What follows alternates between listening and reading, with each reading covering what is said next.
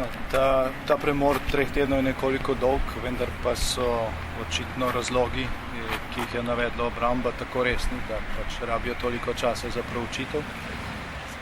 O tem nekaj več verjetno odvetnik, gospod Matos. Jaz bi samo dejal, da je danes bilo zame šokantno spoznanje, da je v sodnem spisu od danes naprej tudi dokument, iz katerega izhaja dokaz za to, da je bila ta afera dejansko iz Slovenije izvožena na Finsko in od tam povožena nazaj v Slovenijo zaradi pravnih razlogov, o katerih se je danes govorilo. V zapisniku o zaslišanju gospoda Kosa z aprila leta 2008 je namreč zapisano, da je gospod Kos na vprašanje, od kje so dobili sume za korupcijo v poslu s Patrio, odgovoril, da so jih dobili iz 2 virov, in sicer od sistemske tehnike, ki je bila konkurenca Patriji. Odvetnik sistemske tehnike je bil brat gospoda Kosa, Miran Kos, se pravi, so si kar v družini izmenjali te sume.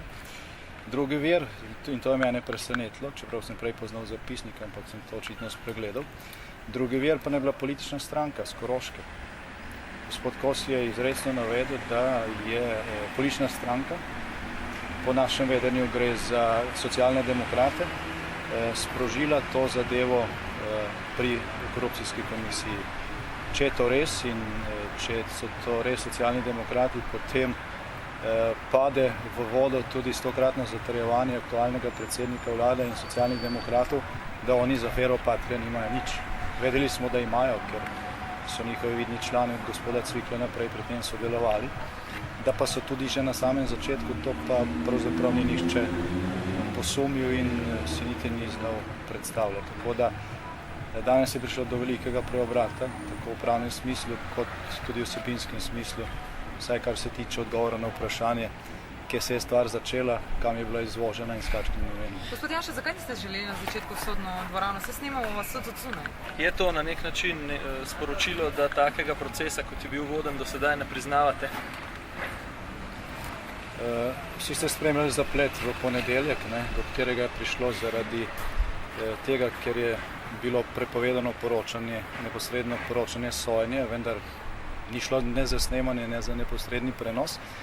Takrat je bilo rečeno, da se sodnih obravnav ne sme snemati. In jaz sem danes počakal, da se je dogajanje v dvorani prenehalo snemati, ker to po razlagi tega istega sodišča še ni obravnavo, in sem prišel v sodno dvorano takoj, ko se je to končalo. Se pravi, sem bil že na samem začetku v sodni dvorani in sem sedel na klopi in poslušal sodnico, ki je diktirala zapisnik, da me v dvorani ni. Nima ta poteza nobene simbolne note? Vse v zvezi s to potezo sem ravno kar razložil. Mogoče se proceduralno, nas zanima zdaj, predsednica sodišča bo odločala o izločitvi sodnice in pol, kar se tiče dokazov, kako? Dejstvo je, da bo seveda potrebno najprej odločiti o izločitvi dokazov, ker to je seveda predhodno vprašanje, seveda ali potem sodnica lahko nadaljuje sojenje oziroma ali so podani izločitveni razlogi.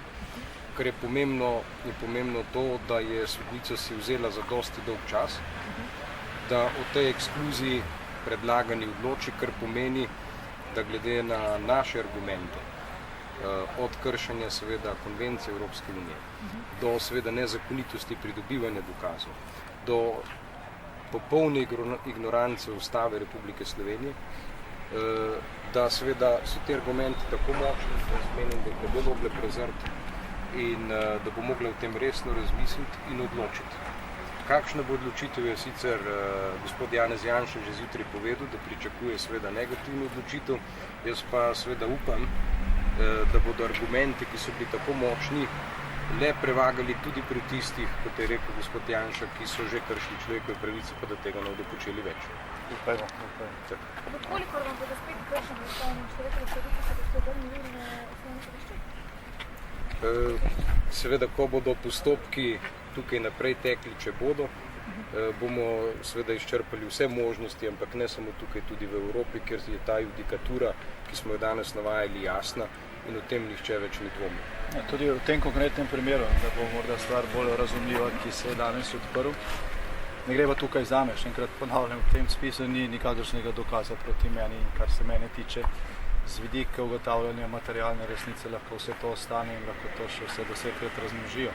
Ampak z vidika varstva človekovih pravic, ustavnega varstva človekovih pravic, v Sloveniji se je pa tukaj odprlo vprašanje, ki se glasi, ali je dopustno komurkoli izmed vas, ki ste slovenski državljani, prisluškovati ali pregledovati vašo komunikacijo brez sodne odredbe in potem to uporabiti proti vam na sodišču.